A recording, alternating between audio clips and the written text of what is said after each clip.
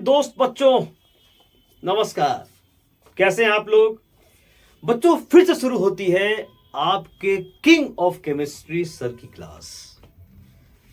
आपके रिस्पॉन्स अच्छे आ रहे हैं, बहुत बहुत धन्यवाद। जो मेरा नॉलेज है वो आप लोगों को आगे बढ़ाए, आप लोग इसका फायदा उठाएं, यही तो मैं चाहता हूं। बच्चों स्टार्ट करते हैं। यस बच्चों, स्टार्ट करते हैं। बच्चों हमने आज हम लोग पढ़ने जा रहे हैं बच्चों, stability of half filled and fully filled orbitals. Half filled and fully filled orbitals क्यों स्टेबल होते हैं बच्चों? इसके दो बच्चों रीजंस हैं। जनरली लोग पहला वाला रीजन बताते हैं, दूसरा रीजन लोग नहीं बताते हैं बच्चों। पहला है बच्चों, सिमेट्री लीड्स टू स्टेबिलिटी।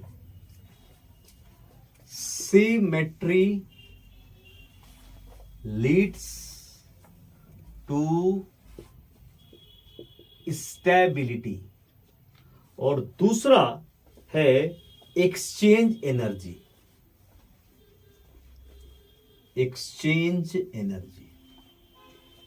तो जनरली टीचर्स पहला पॉइंट तो डिस्कस करते हैं, बस दूसरा पॉइंट डिस्कस नहीं करते हैं। और एनसीईआरटी में दूसरा पॉइंट को बहुत इंपॉर्टेंट रूप से दिखाया गया है। और मैं आपको यह बता दूं कि जब आप डी ब्लॉक एलिमेंट्स पढ़ेंगे बच्चों, तो बहुत इंपॉर्टेंट यूज आएगा एक्सचेंज एनर्जी का।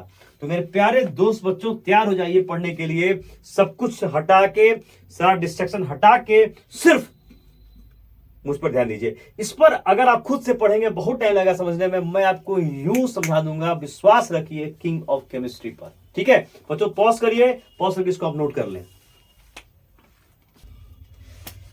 बच्चों अब मैं बताता हूं पहला reason, symmetry leads to stability. ये कैसे बता रहा है, ये कैसे एक्सप्लेन कर रहा है?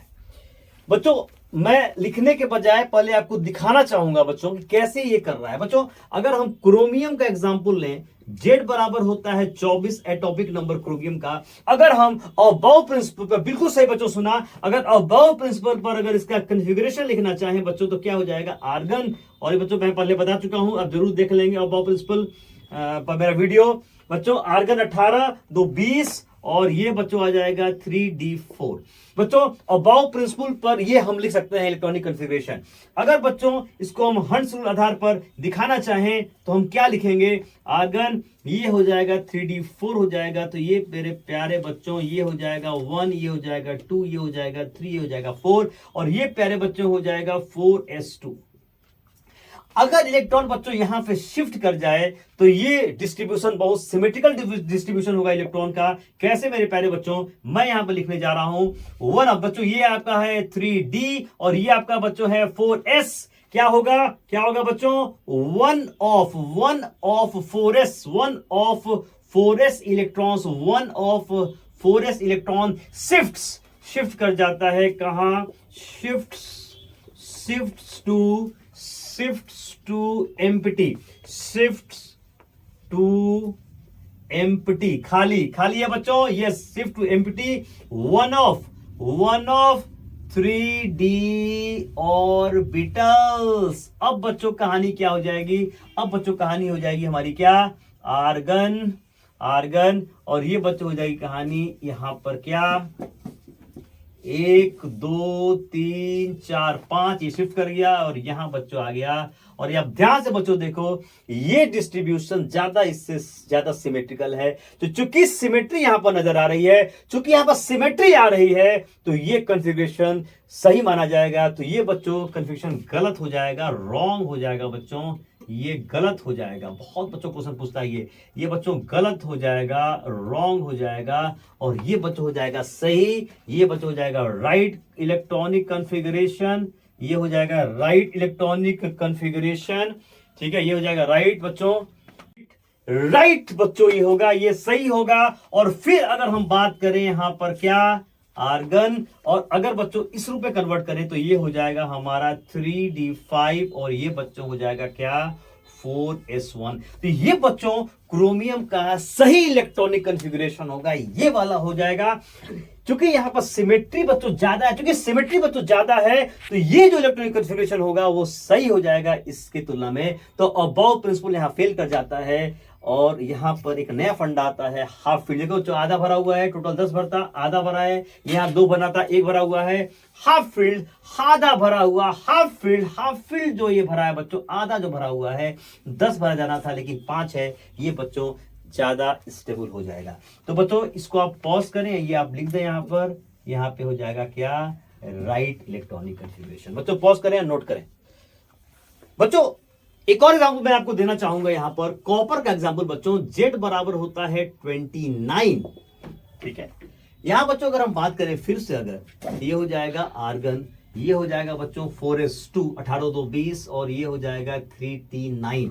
अगर बच्चों इसको हम हंस आधार पर लिखना चाहें तो हम क्या लिखेंगे पहले बच्चों, वो या देखो 1 2 3 4 5 6 7 8 9, यहां बच्चों आ जाएगा 4s2। फिर से बच्चों वही कहानी, अगर तो यहां पे शिफ्ट कर जाए तो फिर सिमेट्री आ जाएगी बच्चों।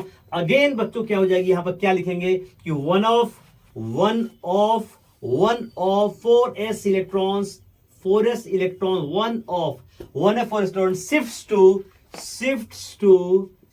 कर जाता है कहां, शिफ्ट्स टू, देखो ये आधा बच्चों भरा, यहां जा सकता है, shifts to one of 4d orbitals, 3d orbitals, one of 3d orbitals, बच्चों शिफ्ट कर गया, अब क्या हो जाएगा, ये बच्चों 3d है और ये बच्चों क्या है, 4s है। 4s से कहां शिफ्ट कर गया, 3d में शिफ्ट कर गया। अब बच्चों क्या हो जाएगा कॉन्फ़िगरेशन, ये हो जाएगा हमारा आर्गन, और ये बच्चों हो जाएगा क्या, यहां पे आ जाइए, तो यहां बच्चों हो जाएगा, यहां हो जाएगा 1 2 3 4 5, ठीक है, ये 6, ये 7, ये 8, ये 9, 1 10 हो गया बच्चों, यहां पे आ जाएगा दिस। अब बच्चों ये ज्यादा, इसे क्या हो जाएगा, सिमेट्रिकल हो गया, तो ये क्या हो जाएगा, वैलिड हो जाएगा। बात समझ में आ गई। तो ये बच्चों हो जाएगा, ये हो जाएगा हमारा क्या, गलत, ये बच्चों क्या हो जाएगा हमारा गलत, ये क्या हो जाएगा, सही हो जाएगा बच्चों। देखो फुली फील्ड हो गया, फुली फील्ड ज्यादा सिमेट्रिकल हो गया, और ये हमारे बच्चों क्या हो जाएगा, आर्गन। अब इसके आधार पर लिखना चाहें तो क्या हो जाएगा, ये 3d है, ये हो जाएगा 3d10, और ये हो जाएगा 4s1। तो बच्चों बात समझ में आ गई कि सिमेट्रिकल डिस्ट्रीब्यूशन यहां इससे ज्यादा सिमेट्रिकल हो रहा है, इससे ज्यादा ये सिमेट्रिकल हो रहा है, तो यही कन्फिगरेशन वैलिड माना जाएगा, और ये जो कन्फ्यूजन है वो गलत हो जाएगा। अबाउ प्रिंसिपल से ये सही है, लेकिन half filled and fully field जो होता है वो ज्यादा स्टेबल हो जाता है इस कंसेप्ट से, तो ये बच्चों कन्फिगरेशन सही माना जाएगा, और ये कन्फिगरेशन सही नहीं माना जाएगा, सिर्फ यही कन्फिगरेशन सही माना जाएगा। तो जहां बच्चों ऐसे केसेस आते हैं तब ये समझ लीजिए कि half filled and fully filled orbitals are very stable due to symmetrical distribution of electrons. तो बच्चों ये हो जाएगा हमारा राइट। तो बच्चों मैं इसको लिखवा देता हूं, आप इसको पॉज करके नोट कर लीजिए। बच्चों जो मैंने लिखवाया मैंने समझा दिया, अब देखो नोट मैंने बच्चों करा रहा हूं मैं, electronic configurations in which orbitals are half filled और फुली फील्ड, या तो आधे भरे हो या तो पूरे भरे हो, बहुत स्टेबल होते हैं। क्यों? ड्यू टू सिमेट्रिकल क्या डिस्ट्रीब्यूशन, किसका, इलेक्ट्रॉन्स का। क्यों? Because symmetry leads to stability. तो बच्चों मैंने समझाया, आपको लिखवा दिया, इसको आप नोट कर ले बच्चों। अब बात करते हैं दूसरे रीजन के बारे में। पॉज करें और इसको नोट करें। बच्चों दूसरा आता है एक्सचेंज एनर्जी। बच्चों बहुत इंपॉर्टेंट फंडा है, जनरली लोग इसको बताते नहीं है, आज समझ लो। फिर बता रहा हूं, जब डी ब्लॉक एलिमेंट्स आप पढ़ेंगे तो इसका बहुत जबरदस्त यूज होगा, बता रहा हूं, बहुत जबरदस्त यूज होगा। आओ बच्चों क्या है, पहले मैं इसको लिखता हूं तब आपको समझाता हूं। बच्चों इसमें क्या बच्चों कहता है, कहता है बच्चों क्या, electrons with parallel spins, electrons with parallel spins, electrons with parallel spins exchange their positions. Electrons with parallel spins exchange their positions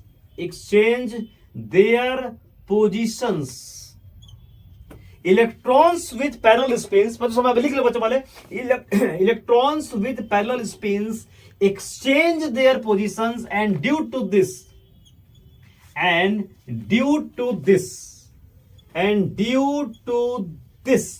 energy is released. Energy is released, known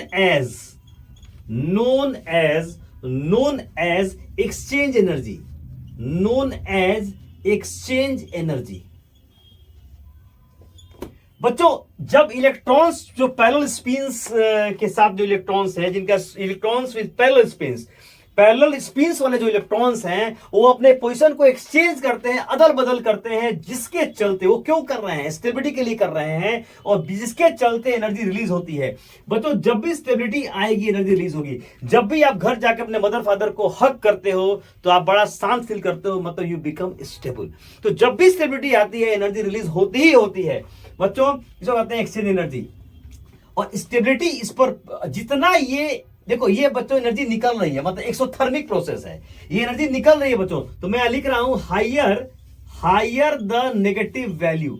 याद रखो बच्चों, ये एक्सोथर्मिक प्रोसेस है, ये energy निकल रही है, release हो रही है। Higher the negative value, higher the, मैंने क्या कहा, higher the negative value of किसका, exchange energy. Higher the negative value of exchange energy, more will be stability, more will be क्या, stability, more will be stability। और बच्चों चीज आपको बता दूं, ये जो एक्सचेंज एनर्जी है बच्चों, ठीक है। और बच्चों एक चीज बता दूं, स्टेबिलिटी जो होगा, मैं आपको सिंपल एक ट्रिक बता देता हूं बच्चों, ये डिपेंड करता है नंबर ऑफ एक्सचेंजेस पर। अभी बच्चों मैं बता रहा हूं नंबर ऑफ एक्सचेंजेस, कितने एक्सचेंजेस हमारे सामने हो रहे हैं। बच्चों जितने एक्सचेंजेस होंगे उतनी ज्यादा एनर्जी रिलीज होगी, जितने ज्यादा एक्सचेंजेस होंगे उतनी ज्यादा एनर्जी रिलीज होगी, और जितनी ज्यादा एनर्जी रिलीज होगी उतना स्टेबिलिटी क्या होगा बच्चों, बढ़ेगा। बच्चों नोट कर लो, अभी मैं समझाता हूं एग्जाम्पल से, 2 मिनट में क्लियर हो जाएगा।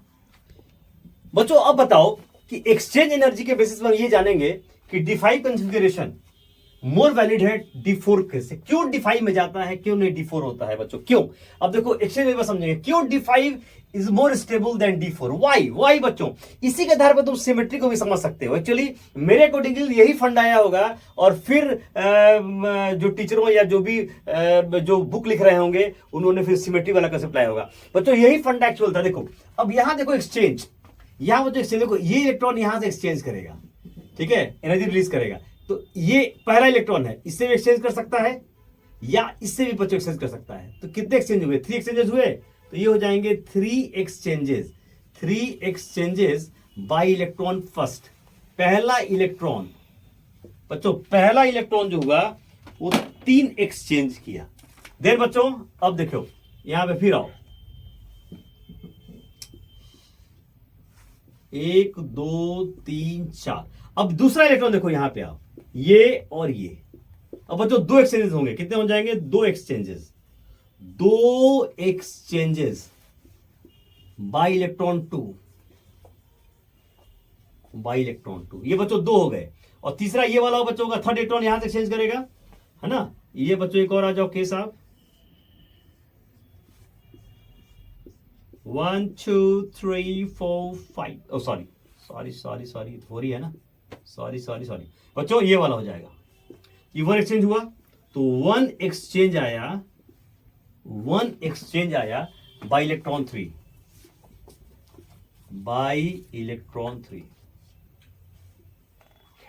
बच्चों टोटल एक्सचेंज कितने हो गए, तो टोटल नंबर ऑफ एक्सचेंज जोड़ दो आप, तो 3 2 5 1 6, 3 + 2 + 1 कितना हो जाएगा बच्चों, ये हमारा हो जाएगा टोटल कितना, 6। अब बच्चों यहां देखते हैं, यहां एक्सचेंज टोटल 6 हुए। यहां बच्चों देखते हैं, देखो पहला इलेक्ट्रॉन में ये एक्सचेंज होगा, ये दूसरा होगा, ये बच्चों तीसरा होगा, और ये मेरे प्यारे बच्चों चौथा होगा। तो 4 एक्सचेंज आया पहला इलेक्ट्रॉन के लिए, 4 एक्सचेंजेस। तो बता लिख दूं 4 exchanges bye electron 1, electron 1 4 exchange किया। अब बच्चों आओ दूसरे के लिए आते हैं। 1 2 3 4 5। देखो ये बच्चों ये वाला होगा, फिर ये वाला होगा, और फिर प्यारे बच्चों ये वाला होगा। टोटल 3 एक्सचेंजेस होंगे। ये हो जाएंगे 3 exchanges, 3 exchanges by 3 exchanges by क्या, इलेक्ट्रॉन 2 हो गया बच्चों। 3 एक्सचेंजेस बाय इलेक्ट्रॉन 2। देन हम बात करें बच्चों, यहां पर आइए आप, यहां मेरे प्यारे बच्चों यहां पर आइए। 1 2 3 4 5। अब यहां पर आइए, ये 2 के लिए हो गया, तीसरे के लिए कितना हो जाएगा, 2 एक्सचेंज होगा। ये हो जाएगा 2 एक्सचेंजेस बाय इलेक्ट्रॉन 3